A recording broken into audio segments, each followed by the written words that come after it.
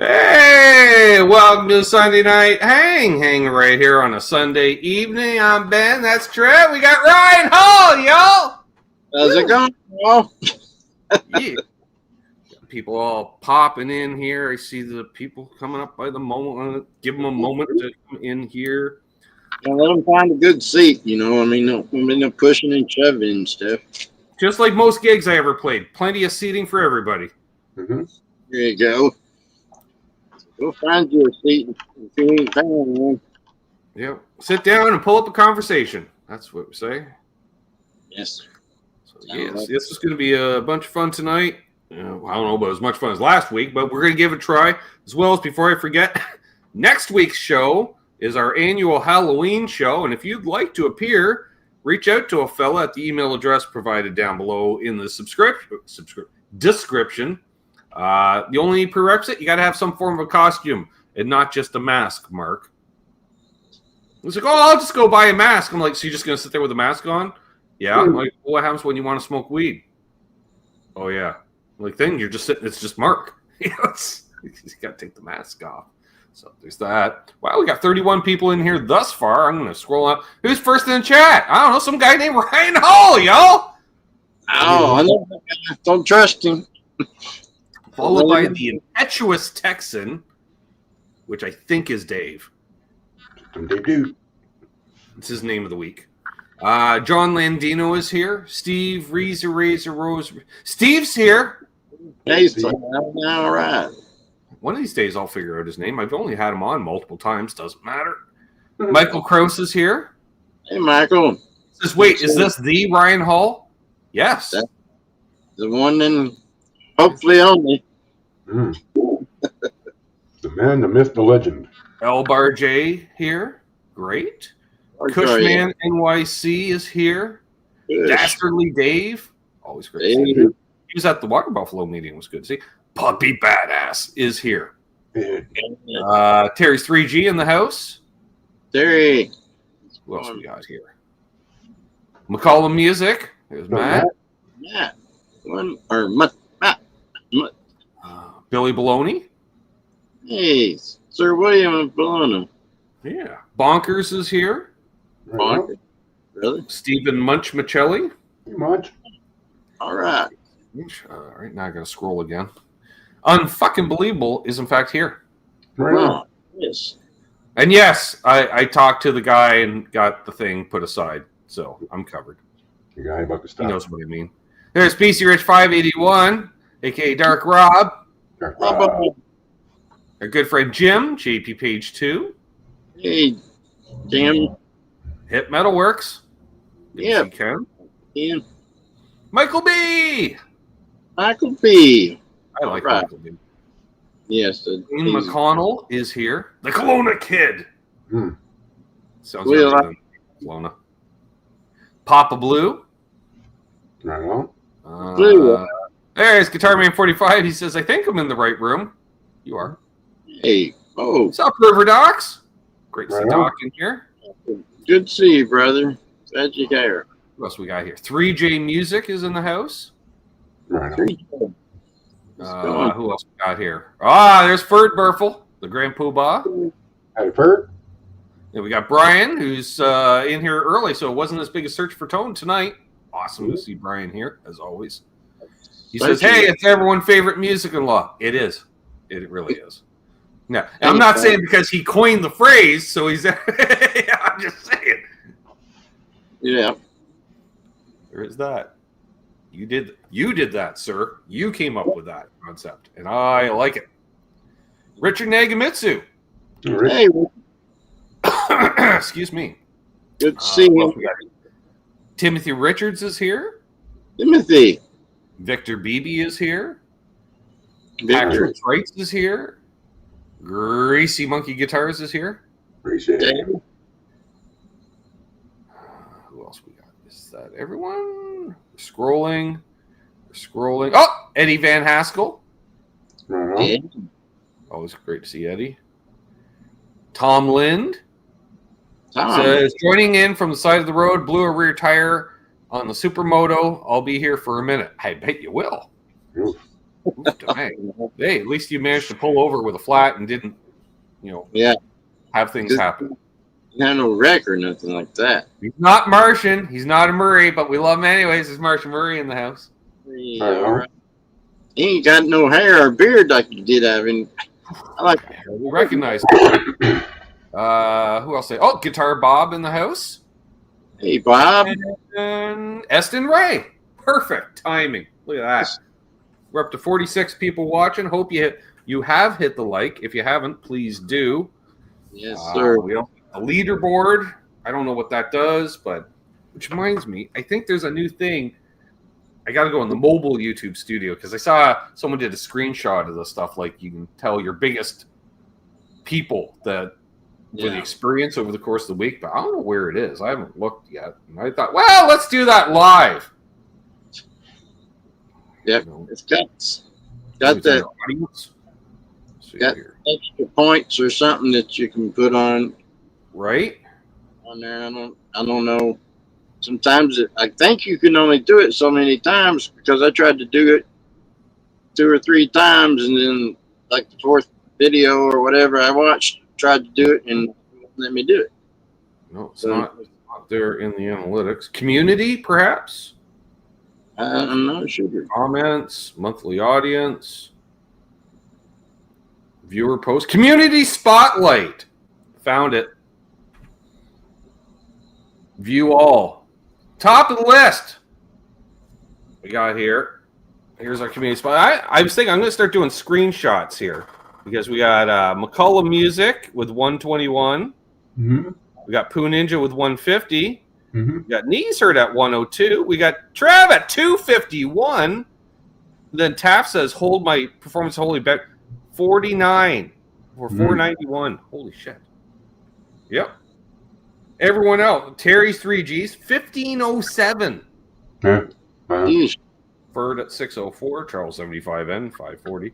And on. Interesting. I found that finally. Now, is that year to date or of all time? That can't be all time. I don't know. Featured this week. Okay, so that's featured this week. So they feature 5 people each week. So I think I will feature the 5 each week. I'll do a screenshot and then post it as a community post. And then you got your overalls. Just saying. Oh, it's Ryan Hall, y'all, at 368. 68. Somewhere. That's better than 2 or 3. Yep. Just saying. Yep. Chris, you're only at 185. That's unbelievable. Right. This is crazy. Hey, Bo's only at 77. Billy's at 56. Anyways, yes. Shout out to our members of our community spotlight. I'm gonna start doing that weekly, maybe. So, hey, Steve Gunner's here. What's up, Steve? Oh, and before I forget, I'm going to also announce tomorrow night, our friend Charles, 75N, has decided to take a little break from YouTube for a little while. So if you're expecting to see Guitar Safari or chat with Charles, you're going to have to wait. So he's a little burnt out. Work's been a lot. So it's going to take a little break. I reached out to somebody about filling in for him on Mondays.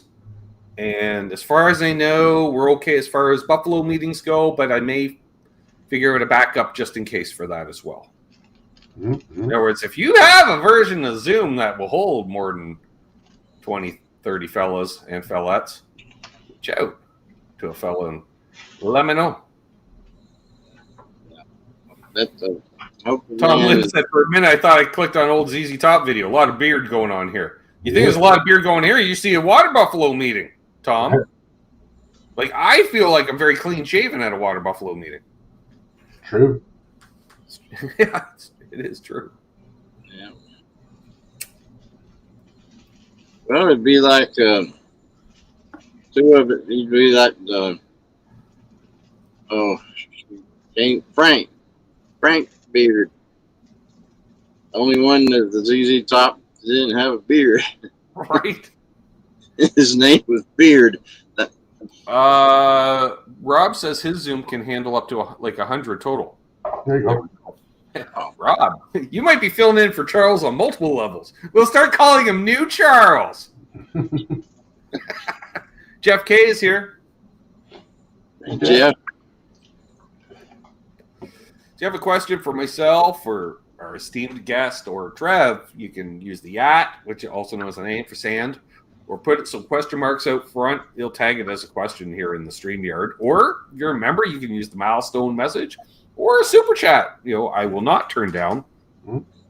I think we've got the money to cover for StreamYard for the next year. But fella heard that our favorite neighborhood tone wizard is dropping a new product on Tuesday mornings. Make sure you're signed up for the email at lpdpedals.com. So a fella found out what this one was, and I was expecting it to come out maybe next month or the month after. No, Tuesday. Because I used the pedal fund for the StreamYards, and I went, uh-oh. And then I said, do you think you put one aside possibly until January, depending on how things go? And he says, yes. For you? Sure. I went, thank you, sir. Sir. So, I'm not going to say what it's called because, one, I forgot the name of it. It's not a phaser. If it was a phaser, it'd be my signature pedal, Brian. A new signature pedal. It's not. Oh. So, but it is an existing pedal. It's one of these double pedals, where there's 2 in 1. And there's an existing pedal that he has out, and then another pedal for the other side that's a new circuit for him. Cool. Yeah, I can't tell you it's an LPD 74 and basically a Nobles ODR 1 in front of it. I can't tell you that. I'm not allowed. Fair enough. So, if you could take a hint or read between the lines, you're gold. Yeah. Didn't hear nothing. Hey, Larry Mitchell. Right on. Larry. And Cody Reddings. Brother. Yes. Yeah, so I can't say it's like an ODR 1 in front of a 74, which would be like your early master volume Marshall. So it's a Marshall in a box with, Which I went, ooh, I like that idea because that's a whole little 1 unit because you could use the Nobles as a boost, dirty or clean. Yeah. So that's going to be fun. Tuesday. Check your emails, folks. I'm just saying, they're going to go fast. I have a feeling. Although I don't know how much the limited run is. So, but other than that, I want to know, how does Ryan Hall get such a good tone out of an ovation? The ovation gives it to me. I don't know. It's okay.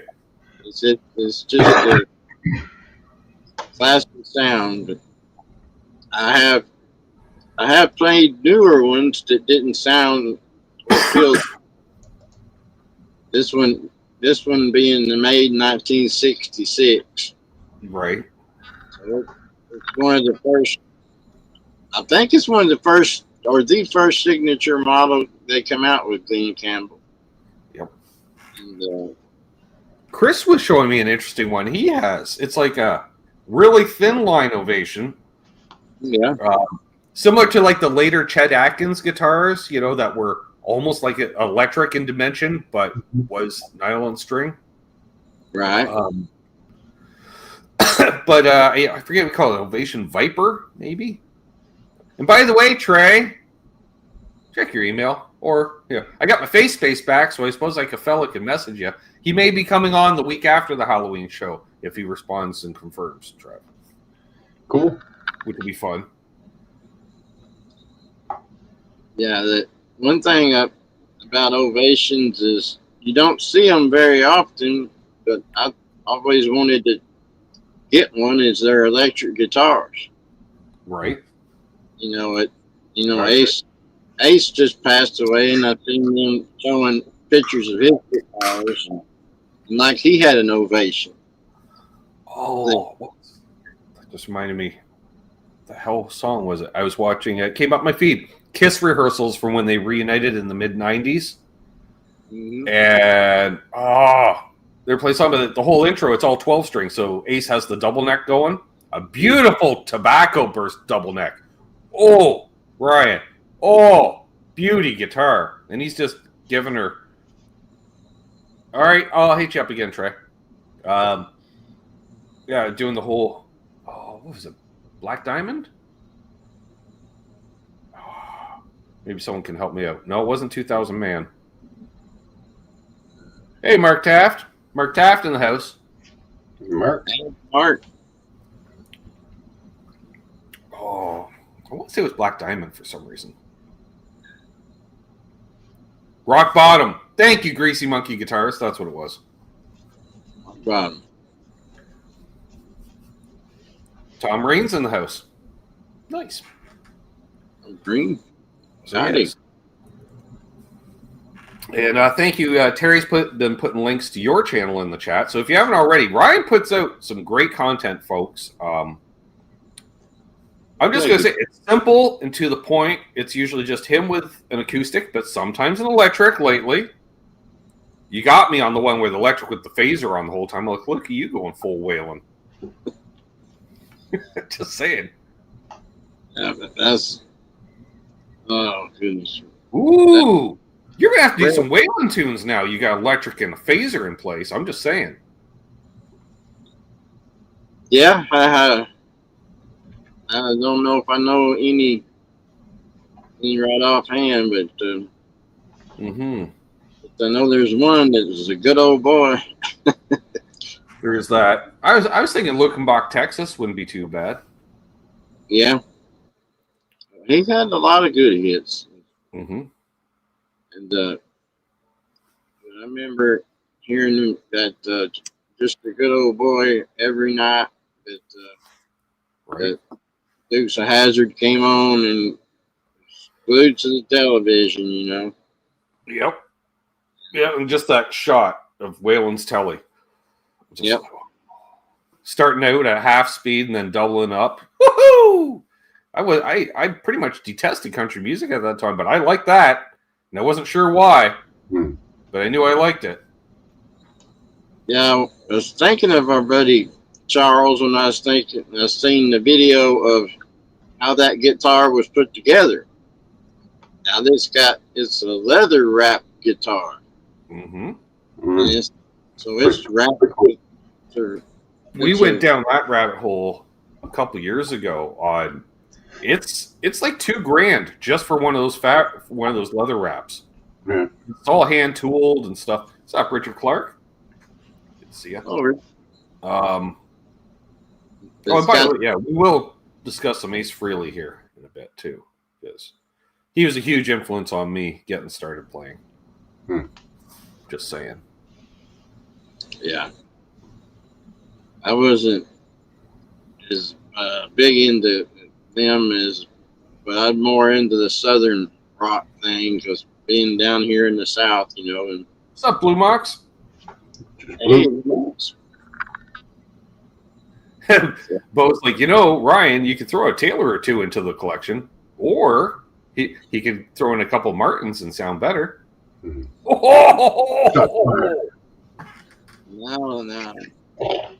Somebody wants to throw me a Taylor or something. Have a collection of them. But now, Bo. Hang with Scott. Pete Thorne's chat. Hope you emailed Pete, and if not, I can help with that. Yeah, that's cool. Pete was showing off his old Jackson, like one of his first guitars he ever had, Trev, right? And he lost the trem bar back in the day. He's like, where is a fellow going to find and he didn't even say a black one because it had a black Floyd on it from the 80s. So good luck finding a black bar for it. Scott's like, I got one. It's yours for free. He goes, no. I'll pay you market value. And Scott's like, yeah, whatever, dude. Yes, that's nice. That was cool. It was very nice. He's going for an MRI tomorrow on his shoulder, so hopefully he can get that sorted, dude. You don't want to have to go through what I went through. I didn't have a choice. Like, I had frozen shoulder in both shoulders, and each time it took about 18 months to fix, and I never stopped playing, unfortunately. Like, I remember the worst was when it was this shoulder, because you'd be playing up on the fretboard, and I'd just slide down the first position. If I didn't do it right, all of a sudden, it was like you just pulled your shoulder. I'm like, oh, son of a bitch. Oh, that hurt. So I just started playing up on the neck more. I feel for you. I know I went through it with these carpal tunnels and electrocution and nerve damage, permanent nerve damage in both arms and stuff. So, but it changes you. I went 20, 30 years without playing. So now I'm still learning again. You know, it's been about a year and a half or so or two, close to it, that I've been trying to play every day. Can't play for long, but I can at least play for a little bit. Sort of like working your knee, right? Like just a little more each day or each week. You know, as long as you see progress. Right. It helps that I still got the thoughts up here of where the fingers might go and how the song goes. That always helps. Mm-hmm. But I had a good memory up until the time that I got electrically shocked by 277 and 480. Yeah. After that, short-term memory is really, really bad. Yeah, you probably short-circuited a couple brain cells about doing that. Yeah, I got proof from John Hopkins that they said I did have permanent brain damage, but it's just, you know, another one of them things. But it is odd, though, that I can remember stuff back to about 2.5 to 3 years old, somewhere in there. I can remember back that far. It's been pretty good, but anything after. His hands are messed up from years of turning wrenches, and lately I've been feeling my shoulders heading there too. That's what I used to play around with cars a lot, and it's like I can't do it because a bunch of knuckle busting, working on older cars, and I'm like, I can't play for like 3 days after that. Or if you're handling a bunch of rusty parts, you've worn off all your calluses. It's just like handling concrete all day. I just had to put a new battery in my truck this week as I was taking my son's Kia. He got a little Kia Soul. It needed to be worked on, so we was going to take it up to the shop and let Terry work on it. But before we did, we had to crank my truck and it wouldn't turn over. So I had to use his car to jump my truck off so that we could take his car to the shop.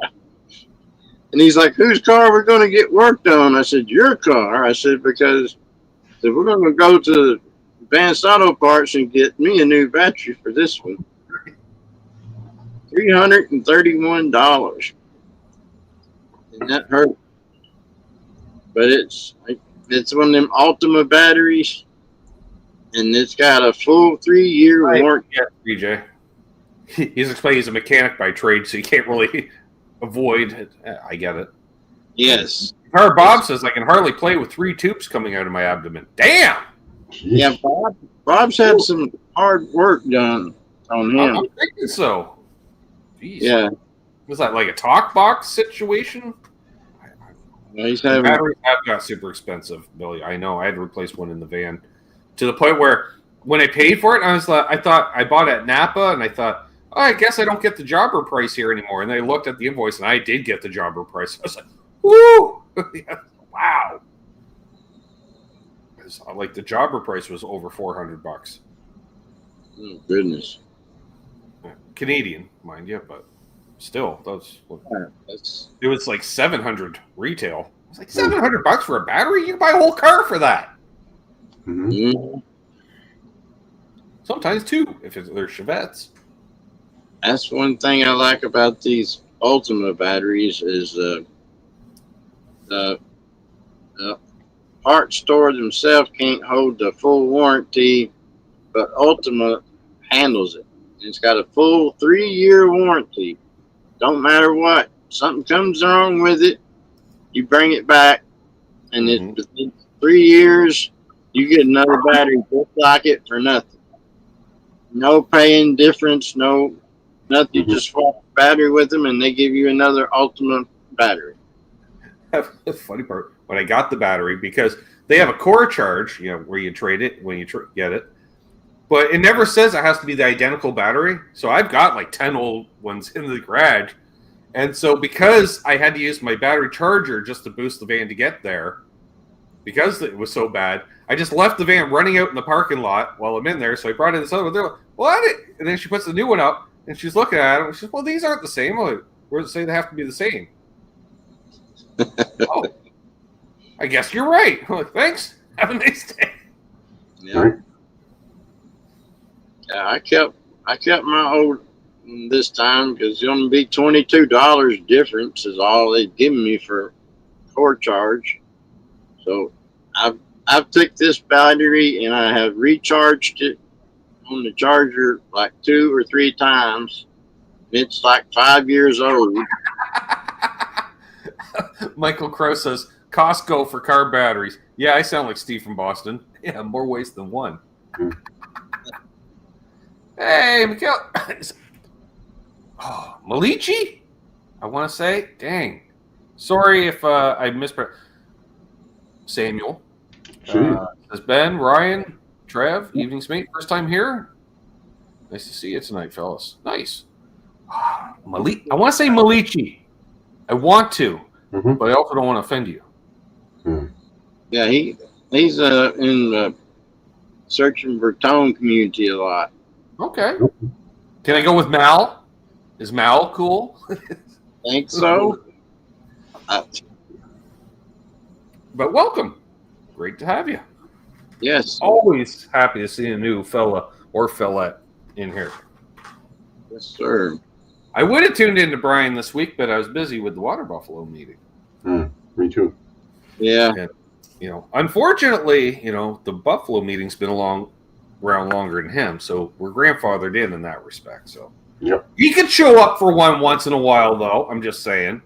We also do them on Saturday afternoons, Brian. It'd be nice if you showed up. It's been about a year. Just saying. He used to show up. He does say he wants to be there. That's okay. Well, I got to throw him under the bus, Oh yeah, yeah. You got me there. The last meeting, I was just throwing everybody under the bus. You're like, "Geez, Ben." I'm like, all right, I'll just smoke a joint. That'll mellow me out. So I was just going after everybody. Malaki, or rhymes with sky. Malachi? Malachi, yeah. Malachi. Ah. Now you got it. Yeah. I'll try to remember that. If I don't, I'm just going to call you Mal. Some people I've known for years and can't say their name. Right, Steve? Yep, that's bad there.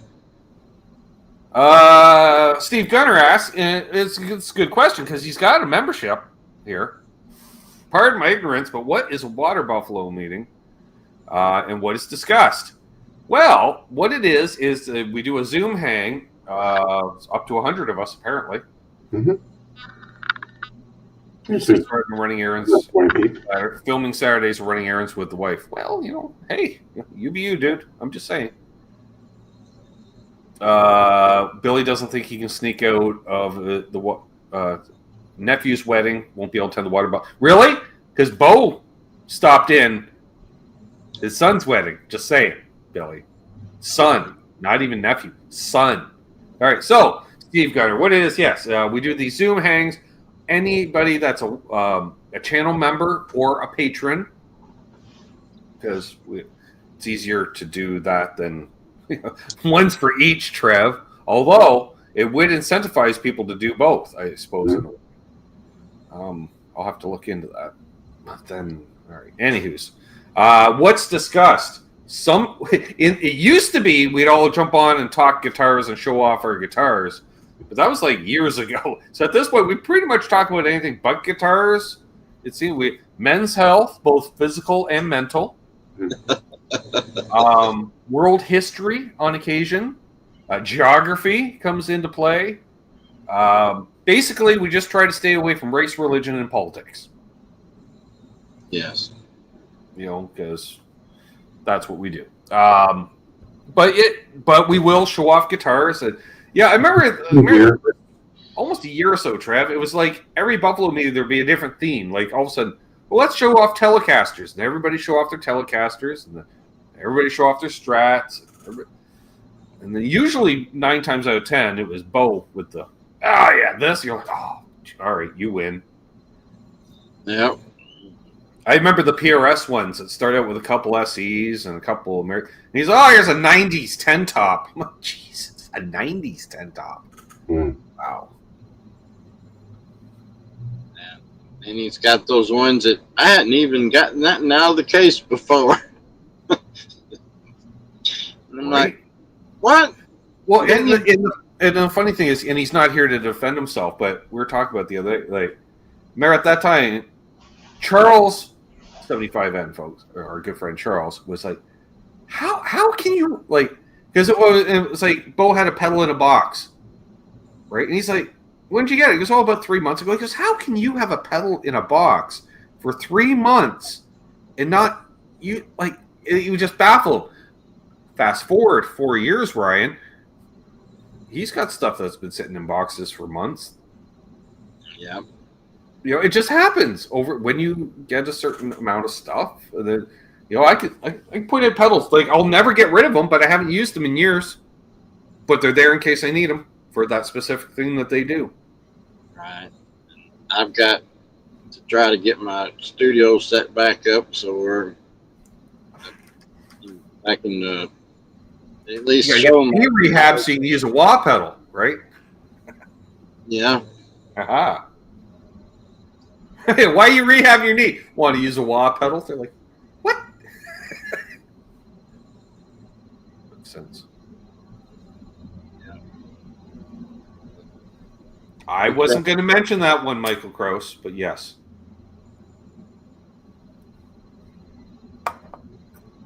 We need to get Michael in here somehow or another.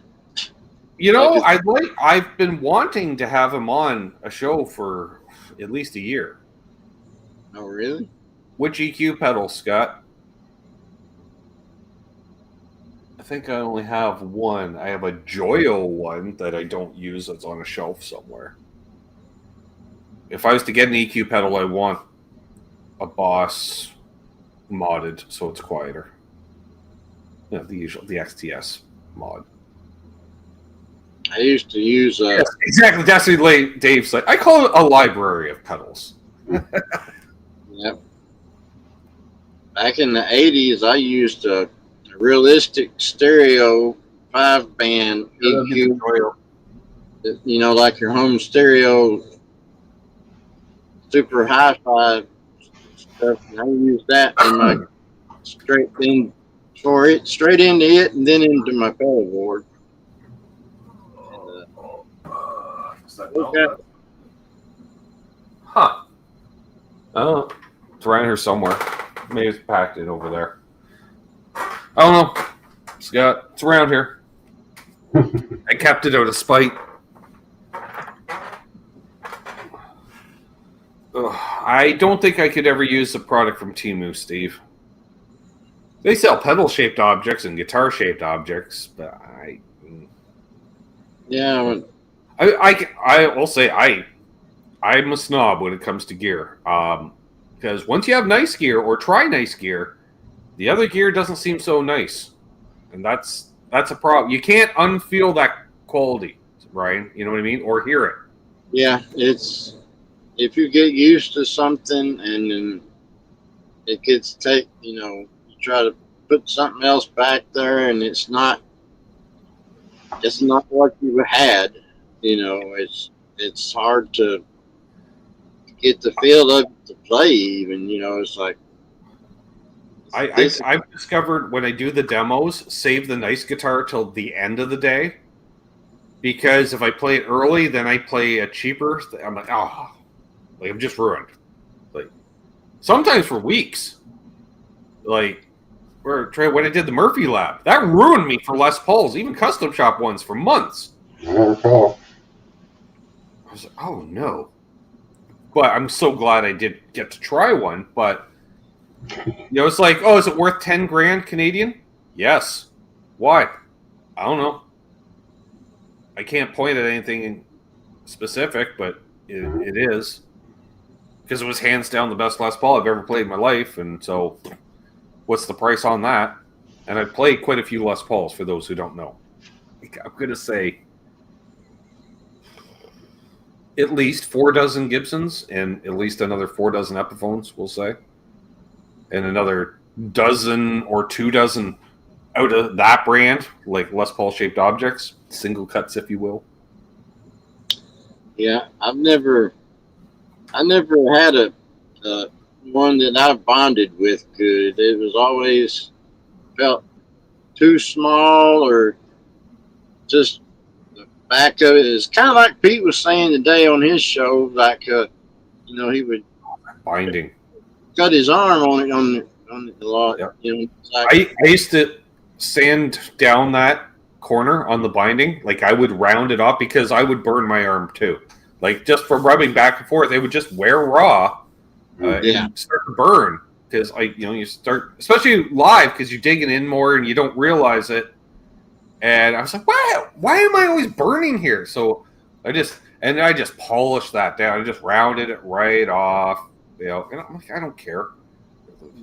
They're Epiphone Les Pauls. Nobody's going to notice that, the binding's a little rounded off here. Well, it's going to be anyways, because it's wearing me down to the damn bone. Mm-hmm. Yeah, and now that Explorer, she's got plenty of yard for you to lay that arm down and get comfortable with. Mm-hmm. That's what I'm missed about mine is, you can sit down and play it. You can stand up. I don't think you can be a small person and play an Explorer. Like a small person, it will be like, it'll feel like a bass to them. Yeah, pretty good. Lizzie Hale's got her Explorers. She's not big. True.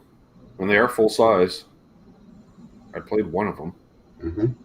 I have only seen 1 or 2 of the miniature ones. Have you seen them or played one or anything? There's different scales around. Like Trev's Extura model is 9/10 size, I want to say. Like, it's only just slightly dimensionally smaller. So, like, you don't notice it unless you basically A/B them. And I didn't know it was smaller. Just a little bit. Just a it's little bit. bit. The waistline that comes in a little bit. Yeah, and I want to say it's a little thinner. Probably, just 9/10 all the way around. And then, doesn't it have a bit of a gut cut or something, Trev? No. No? I thought it had some form of some accoutrement. That'd be easy. Malachi's like, smoke weed! We do. A lot around here. I dare you to find a guitar channel that smokes more weed. Or a weed channel that plays this much guitar, depending on how you look at it. Up in the Great White North, then the whole country. You should have seen last week's show, Malachi. I went deep. Hash. Smoking hash. Real deep. Yeah. Yeah, that was. But it didn't throw you off though. Not too much. Aaron Lee from Albus Band, quote, he said in 2019, he says, I swear you're part plant. And I'm starting to think that. Because he says, it's due to your plant-based diet. I'm like, well, I kind of have a plant-based diet. It's not in the traditional sense that people think. It's not like your daughter's plant-based diet, Trev. That's a different kind of plant-based. Well, although she partakes as well. She has a way more plant-based diet than all of us. No doubt. All the plants. So, does she eat anything that you cook with meat in it, Trev, or just fish? Nice, Malachi. Just never. You know what, Malachi? I think I'll have a little hashish. How about some cherry red Lebanese? Because we can. Nice. Yeah, I don't think I could be a vegetarian. It's just No, I like the taste of meat. Yeah. I couldn't eat hot dogs. Well, I could, but they're vegan hot dogs, and they're not real hot dogs. It's not the same. No, that's a whole different kinds of lips and asses. Artificial lips and asses. Right. That ain't right. Son that lives over in Japan, they have a lot of tofu. Michael Gross has a plant-based diet. Yeah, that's what kind of. How are you so big? Like he's a large man. That's why I only goad him so far, Ryan. Because I've seen photos, and he could put me in a headlock and give me noogies as many times as he wanted to, and I would just say thanks. He's a good fella. Got me fixed up with a focus right. He is kind of the nemesis in that sense. He's like, hey, I bought one of these guitars that you hate, and I'm like, oh yeah. He says, yeah, but I only paid like $40 for it. I'm like, oh well. I'd buy it for $40. He's the deal man. He can definitely. He's like going on the hunt for pedals tonight. We used to see him at Buffalo meetings, and then he went and bought a Jazzmaster. We never. Is that what got him out of the club? We don't have an anti-jazz. It was a Jazzmaster. I don't think it was a Jaguar. I think it was a Jazzmaster. Ooh, my internet went down for a moment. What the hell's going on there? Oh, getting the strength back. Went down to 1 bar. Mm-hmm. Uh-oh. We're back. The audio was out of sync for a second there, too. Yeah, well, it's storming pretty good here. And I think it's not so much, it is a hard connection, but I was watching the cables doing this because it's a windstorm and a rainstorm. You do got the new internet now, right? Yep. Fiber. Yep, I believe. And I took out a home equity loan for house repairs. I remember that. Like seeing, he's like, oh, here's a room. I'm like, nope, that's a floor outside. There's no walls. A room requires walls. You're not Les Nessman, Mike. Yeah. I remember when I was an electrician and when fiber optics first come out, and I was IBEW,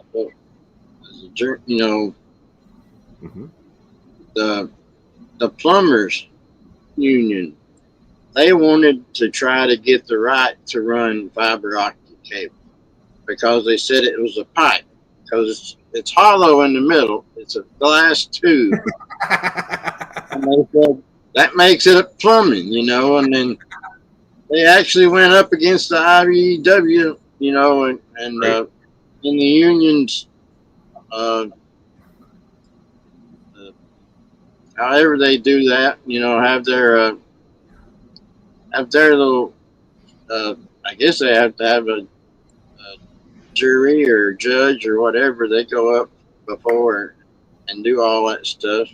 But they did. They fought it hard. That they thought they were going to get it. It's when it first come out, it wasn't no fun. You take a piece, about less than 3 feet long, and you can't bend it more than about like that. If you bend it more than that, it breaks the glass. Then it has to be spliced, and then that's a trick too, is splicing that cable and putting it back together and it being glass. But, that stuff would go for miles and miles to carry a signal. It's weird. Where guy out of? He's talking about government legalized weed now. I'm like, whereabouts are you, brother? Curious. Because he sees me. Oh, I'm so happy. So is it new legalized there? I remember the first time I seen y'all light one up, and I thought that, wait a minute, I didn't know Canada went that way. Oh yeah. Where was I? In what, 2018? 2018. I think so. Seems like longer than that because reasons. And the funny thing is, Ryan, like Canadian websites, instead of ending in .com, they end in .ca for Canada. And so when it was first legal, the only legal way you could buy weed was from the government directly. So they set up a website. What do they call it? www.weed.ca. And I don't always applaud the government, but I'm like, whoever came up with that, brilliant. Not how do you spell marijuana? Nope, just weed. Just type in weed.ca. Boom.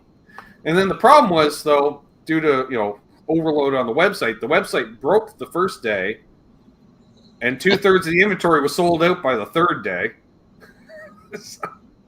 Uh-oh. He's northern New England states, so I'm going to say New Hampshire.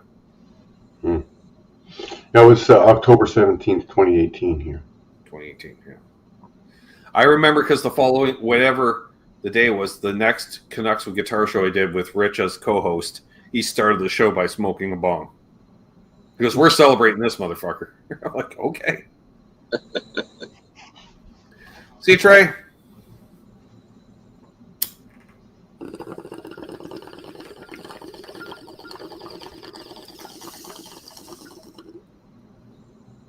Ooh. It makes you think that you're sitting around in China in one of them opium tents.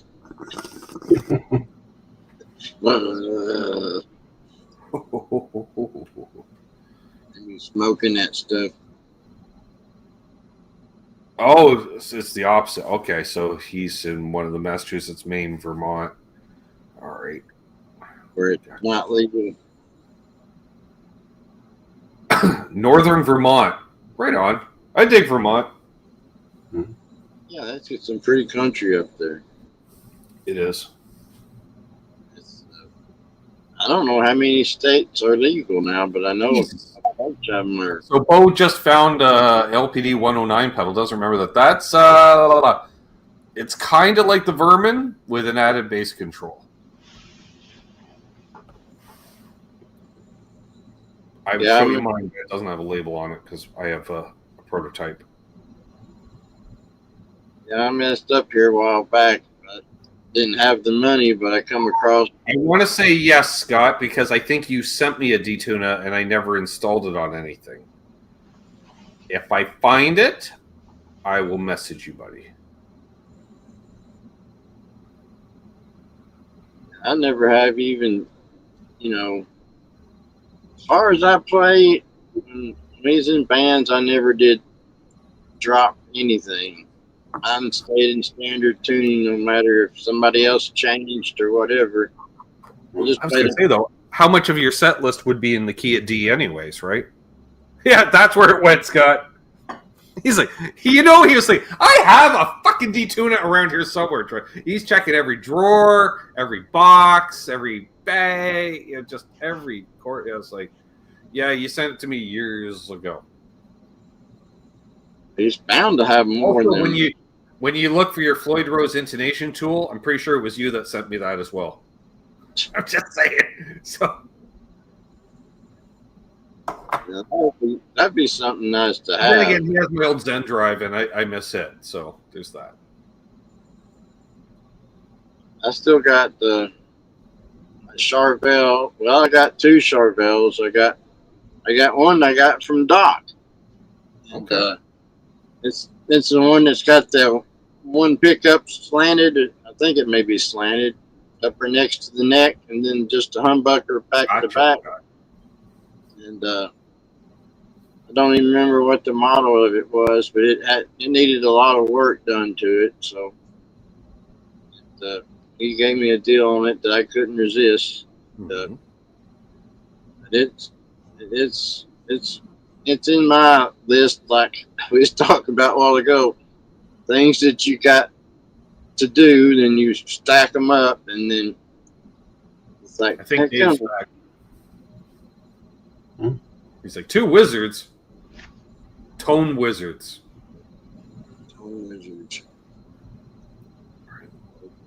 How do I know Ryan's a tone wizard? He can play an ovation into a phone and it sounds good. Like good. Mm-hmm. And I hate to admit, and Ryan knows how much I hate to admit that an ovation sounds good, especially through a phone. It tears me up inside. I die a little every time I say it, but I'll recognize it because I remember one of the first videos you put out. Because I might have missed the first one, because algorithms and stuff. But I remember it was one of your first ones, and I'm like, "Dang, that sounds good." Like that really fits his voice, and he picked the right key. And I always had a feeling because just talking at Water Buffalo meetings before you ever put out a video, like I can kind of tell who's kind of been there, done that, and who hasn't.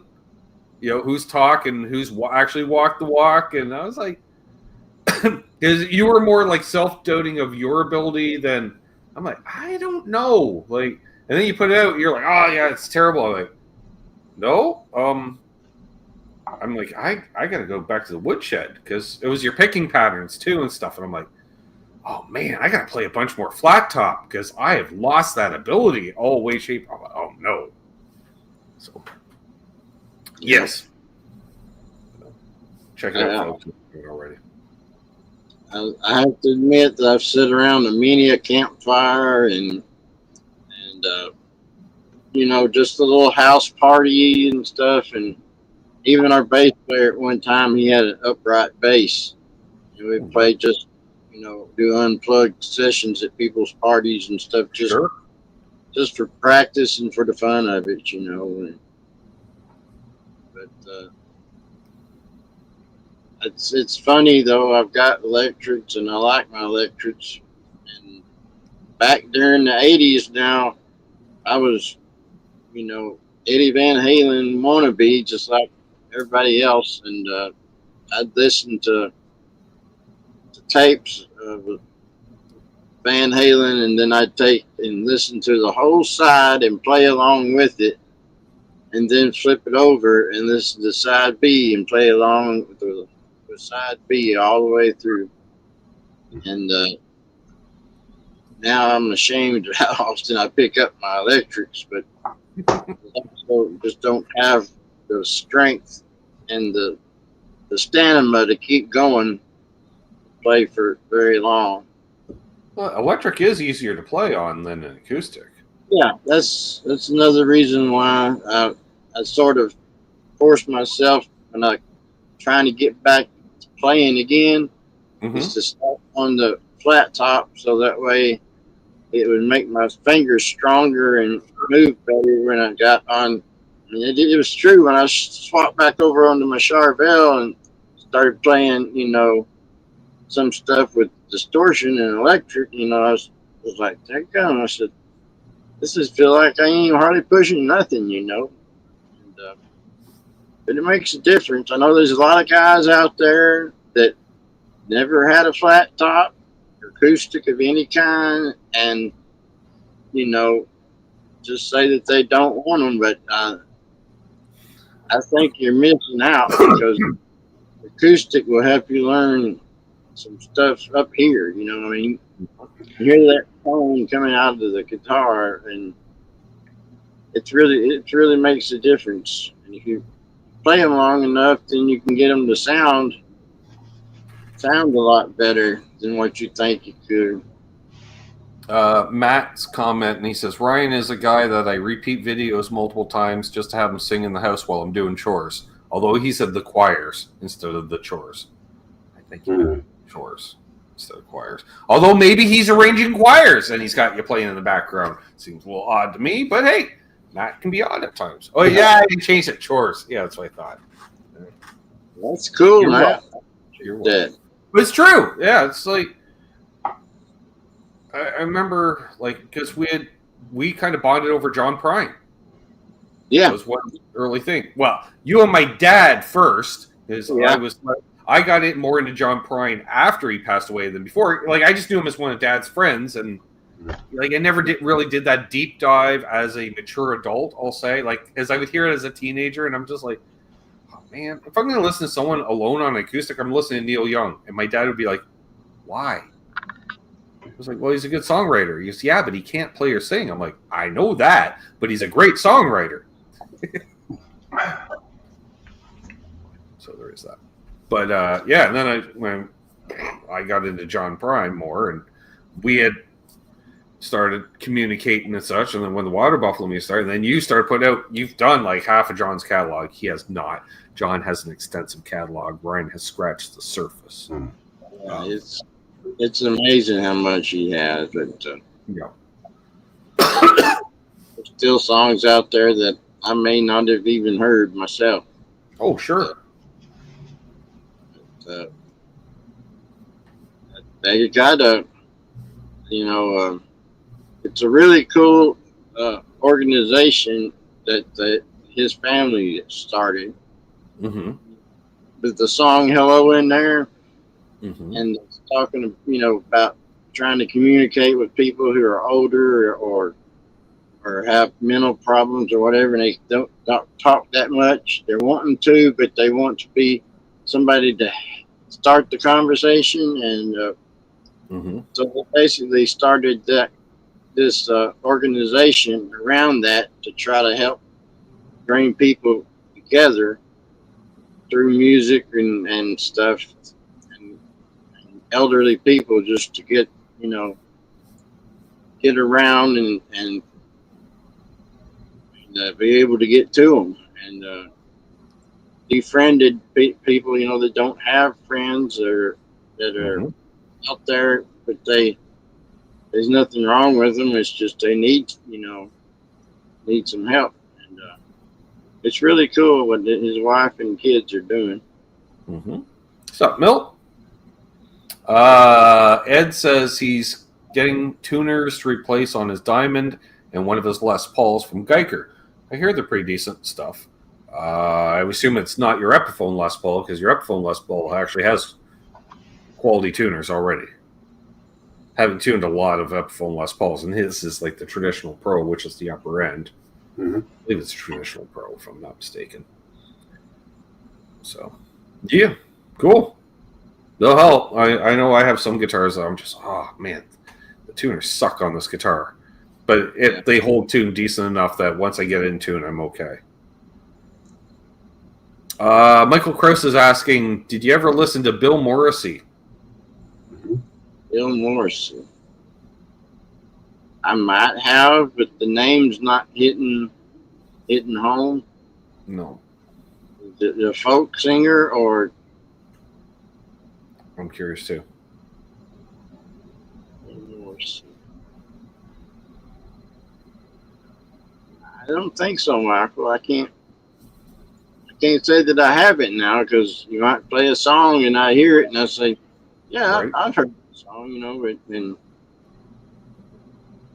you're like me, Ben. We've forgotten probably more songs than we remember. It's ridiculous. I still remember the night Trevor and I are hanging out, kind of doing a guitar lesson. He's like, what do you know for Hendrix? I'm like, well, I know I really got into Hendrix back in high school. And we pulled it, 7 songs that night out of me or something? Oh my God. They're just and I'm like, I haven't played these songs since the early 90s, probably. Hey, Marcel! Comment ça va? Marcel, what's happening, brother? Another one of our Chris says he was a folk singer, songwriter, sounded 80 years old when he was 30. Yeah. I don't know. I have to look into him, Michael, or you can send me a link to my email, Michael, of something that he sings. I'll check it out. I always like to look at stuff. You say it's your tobacco burst, but I don't know. Is that your Epiphone, Ed? I don't know if you have more than one Les Paul or not. I know you have an Epiphone. I just don't know if you have more than one Les Paul shaped object. That's why I'm asking. So I don't remember the finish. I just remember the fact that you have. That's the tidbit. He may have shown it off at a Buffalo meeting, but fun fact, I'm usually high at Buffalo meetings. Lifestyle choices. Yep. So I retained some of the knowledge, Ed. Refer back to the plant-based diet. Yeah. Bill Morrissey stuff is fab, according to Richard Nagamitsu. He likes them. Okay. Oh, sounds like somebody I need to get into then. Right, Bill Morrissey. There we go. Bill Morrissey. I'm not aware myself, but I also have like a PTSD when it comes to folk music. Because for those who don't know, I grew up around the folk music business to a certain extent. My parents were involved in one of the largest folk music festivals in Canada for years. And as such, I attended and I knew folkies, and I don't really care for it. My problem is, Ryan, the forced audience participation. I need the money to hear them perform. I don't want to hear these yahoos singing along, but it happens more often than not. Every set, at some point, they want you to sing along. No. No. And that's where I draw the line. Now, great, easy to roadie for, because they're all acoustic acts. So, there's no pedal boards, there's no amplifiers. At most, it's an acoustic guitar and a DI box and a cable. At most. Yeah. But especially back in the day, it was just guitars even, because they were miking the guitars because they didn't have preamps or pickups. Yeah, I remember when your dad was in the chat with us, and when he was on there, he was there with you live, and I told him that he was talking about. He was like, "Don't be bitter, Ben." Hey, although I will admit, when I did discover, because they played everything but blue. Well, there were some blues, but it was at best Mississippi Delta blues. Like, there was no Chicago blues with horns or anything. It was like, and I just remember until I discovered bluegrass. I went around and I'm like, woo! I'm like, it's like the Metallica of country music. These guys are like thrash. There's speed metal. I was like, ooh, I like this stuff. And then, because I could respect the speed and the techniques, and and then if some kid comes out on a mandolin at 11 years old, you're like, well, fuck, I'm just gonna sell everything. Like, what? Yeah. See, there is. What's up, Corey's Garden? Take it easy, buddy. Did I ever meet Joni, as in Joni Mitchell? No. I met a Joan. Mm-hmm. She was a cunt. What? I won't say her last name. I will at a Buffalo meeting. We'll hold him to that when we trip. Oh, I've already heard the story. He knows it's my Gordon Lightfoot story, though. That's the best story ever. And folk. But was that so the latest? I can't. Latest story we had going? Are you talking about? I don't know. It was a very epic rock star moment, I thought, but I can't say it in front of certain people. Because the reason I really dug it was the same reason that somebody else detests him. Because it's all about perspective. Yeah. Can I say it was a different time? Perhaps. But I'm just like, that's pretty badass. I'm not going to lie. Yeah. I've seen some bluegrass players that just, and being from where I'm from, bluegrass is basically Steve. They come up around here and stuff, and there's a bunch of guys that I went to school with. Their fathers were in the Weathers I'm not brothers. going to confirm the last name, folks. Only at a Buffalo meeting. We'll just say that. Was the person considered a legend in their field? Yes. Did that change my opinion? No. I stand by my comment.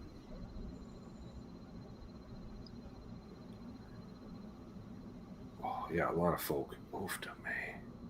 And every time they came through, they'd be playing here or something. Because folk acts, they can book out the high school auditorium, so they have a stage and nice seating. Because folkies don't trash the place like a rock act. I will say that. And they usually do an intermission, and they served wine in the lobby. Oh. Turns out folkies moved out of the city by the end of the 70s, they all relocated over in Bloomfield. In antique shops and candle stores. And how was Amanda dealing with all that? She was young enough to not have to experience it the same way I did. I will say that. Although the 1 year I did involuntary, that would have been 86. So I would have been like 12 and she had just turned 8. So different perspective as opposed to, and that was after my parents took a few years off. But before that, like when she was real young, every summer I was pawned off to a relative for up to a week at a time while they were off helping at the festival and stuff because they needed a couple days early and after. I went when I was really young, and then it got to like, I think that festival was in July each year, the end of July. Oh, I have a ticket, actually. I do have a ticket stub, if I can find it. But I was born at the end of May, and I was there like that July at a music festival. Was I given ear protection as a 2-month-old? No! Was I hanging out backstage? Yes! I don't know where. Oh! Nope, that's it's a sticker from it. Boosh. Held at the Toronto Islands. 1976. All right. Yep. Let's go, Ben. Yeah, and my dad was the head of transportation, and my mom was the head of hospitality. Did they ever get any video? No, because the last year was 86, and that was still when you had the video camera with a separate recorder. Like the tape didn't even go to the camera itself, so that stuff was over $1,000 at that time, So no, but just as well. But Dad always took his guitar because, like, hospitality was essentially you did all the check-ins of all the musicians. So you'd have a couple hotels in use for all the musicians to stay at, as well as crew and stuff. And generally, most hotels, right, when you go into the lobby, there will be like a conference room right off the lobby. And so we'd have a sign, artists come in here. Or at the site of the festival, like we did it. It was both places. I had one at the hotel and one on site. And I worked at the one on site. And they would come in, oh yeah, here's our name. Okay, here's your hotel room key. Here's your food vouchers. It's all in a manila envelope type thing. Okay, thank you very much. Boom, boom. Cause I don't know how the payment of artists went because it wasn't like there was a check in there, but that was all their stuff. Here's your pass to get you backstage, get you on any of the shuttles, stuff like that.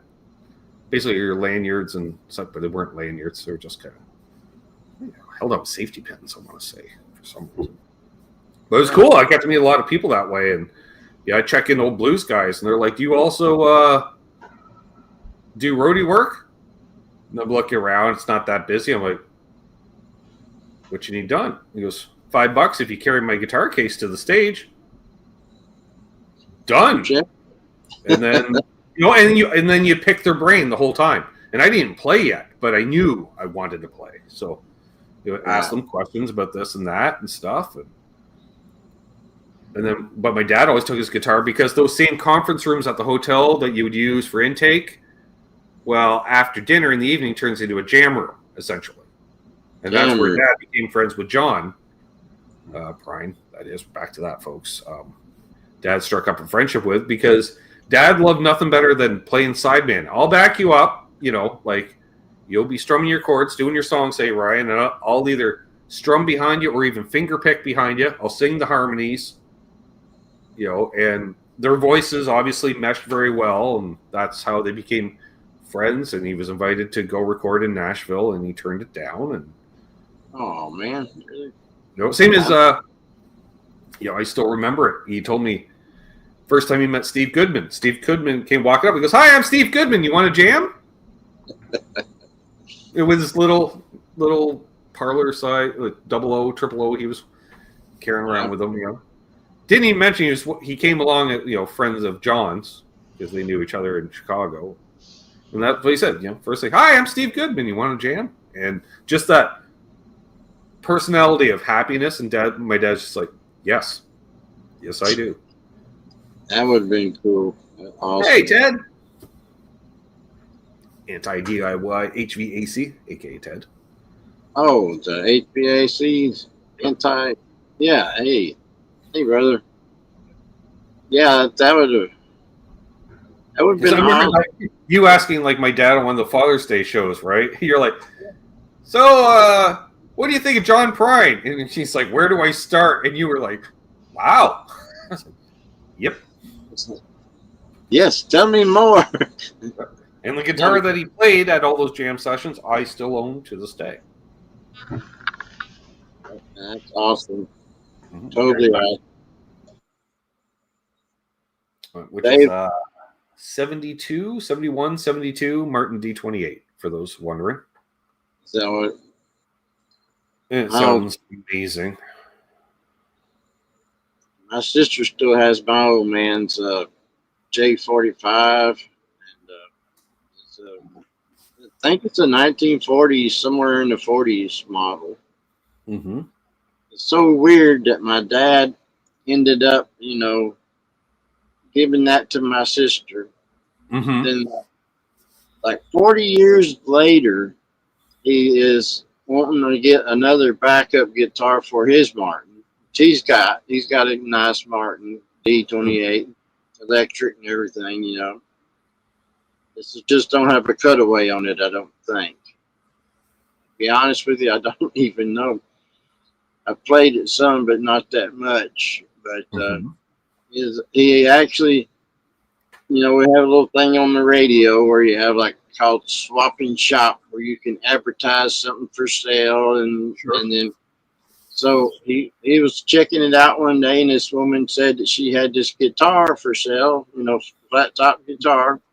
She needed to sell it, and for the right amount of money, she would sell it, make somebody a good deal, But so Dad called her, and he went to see her, and then she had another J45 or J50.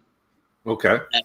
And it turned out to be the same woman he bought the first J45 from 40 years earlier. And I'm like, how does that happen, Right? And her husband had passed away, and so she was trying to just sell some of his stuff, and that was one of his things, his guitars, that she was selling. And but when she sold him the J45, it's like her husband had too many guitars or something. Mm-hmm. Or maybe he was swapping to a Martin or something. I don't know, but they sold that to my old man back in the 50s, I guess. And then he had that. That's what I learned how I learned to play is, on that J45. Mm-hmm. And that's which I didn't care for J45s years ago, but having demoed a few over the last couple of years, that tone, because I was always like, no, I want a hummingbird or a dove, because dove was brighter, but they have that more scooped sound, classic Gibson sound, I think Stones tunes and stuff like that. But J45 it cuts more. It has more of a punch, like a Martin, like a 28 or something like that. It has a sound to itself. It definitely, to me, I can almost hear one and get pretty close to saying I think that's a Gibson J45, or somewhere in that neck of the woods. But like you said, it does sound different than the big jumbos and the other ones like they have. And which reminds me, I need to snag an acoustic with a preamp system in it. Yeah, that's what I need to have a backup. I'm buying other guitars. That's my problem. Like the Gretsch. I shouldn't have bought the Gretsch. I should have bought an acoustic for the same money, like a Yamaha with a nice system in it or something. But did I? No. I started demoing the Gretsch, and I'm like, well, you're coming home with me. Yeah, that was a pretty guitar, and it sounded awfully good. That was the problem. I'm shooting the demo, and well, as you know, right? I've demoed a lot of Gretches over the years, so when I hear that one that just sounds better than the others, it piques the fella's interest because I'm like, oh, It's doing the jangly thing better than the other one. Oh no, I think I'm going to buy this now. Mine doesn't do this. Mm-hmm. And it's orange sparkle. Sorry, Bo, but it's orange sparkle. Yep. So basically, us wanting to see you do that more often, making you buy more guitars. Watch the videos, folks. Helps a fella out. Yep. Hit the join button. Helps a fella out. Helps him. I got a Gretsch to pay off and apparently a new LPD pedal on layaway. Now the Explorer, you didn't get to play it first, did you? Demo it? Well, kind of.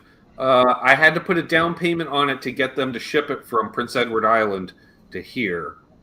I think I only put like $150 down on it. Yeah. And so, yeah, and then it was, okay, how can I make payments on it without paying interest? And like, well, we can do up to 6 months interest free. I'm like, well, I guess it's payments over 6 months. And I ate a lot of ramen noodles for a few months. Hey, it was worth it though. Oh, it was, because, yeah, I got a killer deal on it. I got it for basically wholesale price. So I couldn't turn it down. Plus, it played amazing because, like, when it came in, I looked at it. I was like, "Oh man!" Like,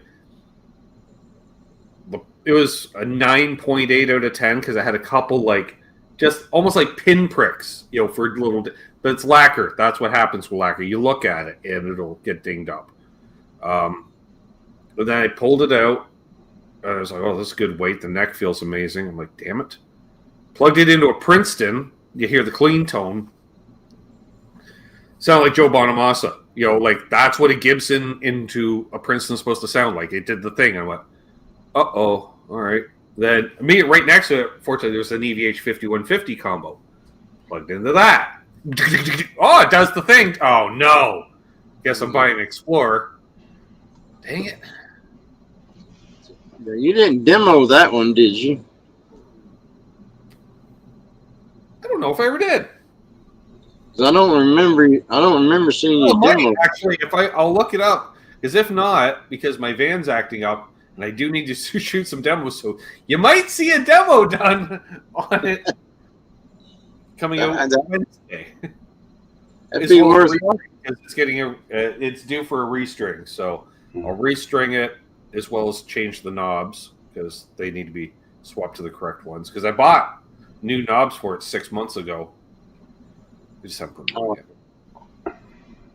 When I bought mine, I was friends with the guys that, like you, I knew them, and that's the only place I bought my gear was there in Muscle Shoals at that one store.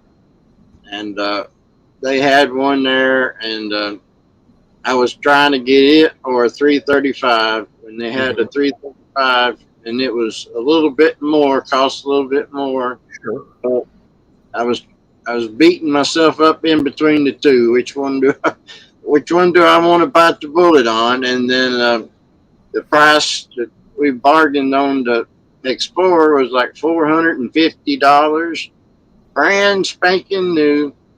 It was a 1984, and it was no pick guard on it at all, just direct pickups in it, and a solid red front, back, and everything, just fire engine red. And I got the case with it and all for like $450 to $470, and that's brand new, right? Case and all. And the case was probably $120. I paid much more. Yeah. And Mark, yes, you joined in a little late. We were talking about that, the hyping of the videos. It does help. Everyone do it. I'm doing a shout out of 5 people that do it each week. Mm-hmm. So you'll probably hear the same 5 people tomorrow shout it out unless it updates. So. Yeah, that's what it's called, the hype. Hype. Yeah. Which I think is only available. It's only available on the mobile app. Because I watch YouTube on a computer, it doesn't have the option to hype, which is dumb. Yeah. Wonder if And that's Rick says the Gretsch double cut I demoed this week sounded nice. It did. I'm just not into double cuts, unfortunately. The new lineup of Gretsch guitars is pretty sweet. Like, they've been doing pretty well for a few years now. The pickups were a little lackluster, I thought, 10 years ago. Even 5 years ago. But they're getting better. That's one thing I haven't never bought was a Gretsch. But I had a friend of mine that had one that he was much older than me. He was about my dad's age, and he didn't think I'd be interested in it because the guitars I had at that time was Kramer, Charvel, Explorer, G&L S500, and he thought, you don't want a Gretsch. He thought to his head, so he just decided to sell it one day. But he'd been playing it since the 1950s, so it ain't telling which model it was. But he would have sold it to me, I know, for a little bit of nothing, and but he didn't think that I'd be interested in it. And after he told me he sold it, I'm like, what? I said, I didn't even get to see it. I said, or even play it, Oh, legend. We got the one and only Boner Jams in the house. Right on. Brian Holland-Smith, the Kings of Crushing, Fallopian Tubes, and Breaking Hearts. Evening, boys and girls. Love you, Ben. Love you, too. Cheers, Boner. Oh, Boner. Really, the only reason to tune into the Under the Bus Network, I'm just saying it right here, right now. The only reasons for Boner Jams. Yeah. I said it. Of course, yes. If you want to sell a guitar to me, basically you have to do one thing. Make it sparkle. Sparkly. It does work. Ferd doesn't like sparkling. He doesn't like green, so he really doesn't like this guitar. Yeah. Especially if you do color matching headstock. Boosh. Yeah. I don't know. I like green. I don't want a green that looks black. It looks so dark that it looks black. Yeah, I got green sparkle. I got 2 red sparkles. I got an orange sparkle. I got a purple sparkle. Yeah.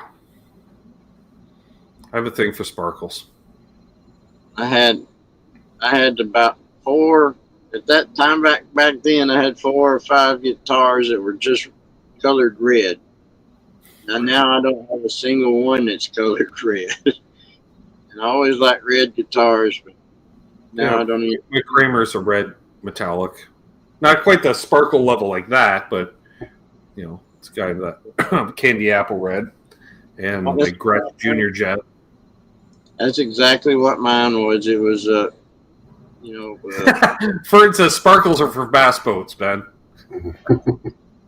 Well, they do look good on bass boats, but they do have a good on Gretsch's. I'm just saying. I wonder if they use the same paint to paint the bass boats as they do on some of the guitars. Yes. Because they would sure enough be good quality painting if they did. Mm-hmm. Them boats. And dune buggies. Yes, Munch. Can't forget dune buggies. Because they also have to have like the sparkle interior too, right? Dune buggies. Guitar Bob has a red telly tattooed on his arm. Nice. I was going to ask what the tuning was. He's got a drop D on it, or drop Open G. Drop an E for elbow, I guess. Mm-hmm. We're going to go a few more minutes here, folks. And then I will be back tomorrow with Canucks with Guitars. No bad album covers tomorrow night. I'm going to delay that a week for a variety of reasons. He won't be here to show them. So yeah, he won't be back in time. So we're going to take a week off from that, but I will. I guess that means I got to play more music. That's all right. I'll figure it out. Or you got 20 hours to figure out a segment. I'll come up with something. Okay. Yes. to get your new set list worked up. I really do need to make a master set list. I was saying we were cleaning up the garage last week, and I have a big easel out there with white, like a just big piece of paper on it, whatever, for like if you're doing a presentation. I was like, I was going to put that up on the wall so I could write in big letters names of songs. That's what we used to do with One Day to Live. We just had sheets of Bristol board just tacked up on the wall, just with songs, and we got up to like 6 sets worth of songs on that list. And once we got to the end, we'd just start over again, unless we're preparing a specific set for a show. If nothing, we would just keep going. So that way, 6 sets, and we'd only go through maybe a set or two in a rehearsal. So every month or two, you'd be playing the song. You're like, okay, still kind of there in case someone requested it or something. We always had ours on one of them, like the kids had to use that board and science projects and all that stuff that you buy them, you know, and it would be big whiteboard and yeah, that'd be the Bristol board. Yeah, and then we'd get nice one stock. Yeah, get one board full, and then that'd be that set list, you know. Mm-hmm. And you take another board, set it up there, then go from there. Funniest set list I saw was Richie would forget to do set lists for the Vatican Assassins, so he'd just go find a payphone because there were still payphones around. He'd just rip a few pages out of the phone book and just write the set list out on the phone pages. Oh, good. Yeah. It's like, wow. It is odd to think about now that there aren't phone booths anymore. Payphones. Still a few around. There's some on the res. I imagine at the airport they may still have some. It gets to a point where when I see a payphone, I want to take a photo just because I'm like, wow, there's a payphone. Yeah. And I do dig those ones they got in London. Those are pretty cool. Yeah, like the Tarticus or whatever from Doctor Who. Yep. Mm-hmm. And Bill and Ted, was there? No, theirs wasn't that way, was it? This was a phone booth, but it was still a time traveling phone booth. Where'd they get that idea? Clearly. I loved that movie. I just eat it up when it came out. One of my favorite songs from the whole movie is at the ending credits where it's going. I can't remember the name of the band right now, but the song was "Two Heads Are Better Than One." Y'all probably would know it. It's a metal group, I think. Two heads are better than one. It's double the pleasure. It's triple the fun. I can't think of who band it was, but it's a killer song. People.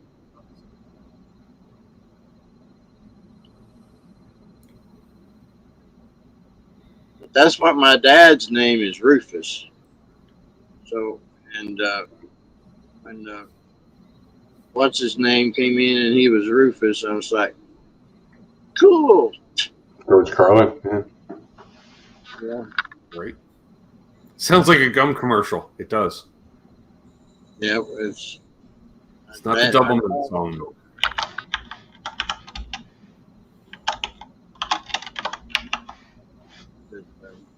A lot of times when people would say that it was a dog's name, you know, with Rufus is a dog's name. I'm like, no, that's my dad's name. I said, don't be trashing my dad, you know. I was like, the first person that did Walking the Dog was named Rufus. Oh, hey. Jeff K says Tool. Tool, yeah.